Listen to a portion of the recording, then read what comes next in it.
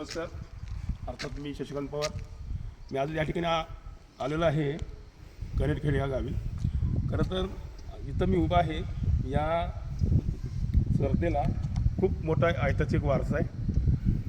हे जे ठिकाण आहे हे सरदार महाजी शिंदेंचं मूळ ठिकाण आहे कनेरखेड, आणि या ठिकाणी मी उभा आहे. आणि मराठ्यांनी पहिली दिल्ली जिंकली त्यांच्या नेतृत्वामध्ये.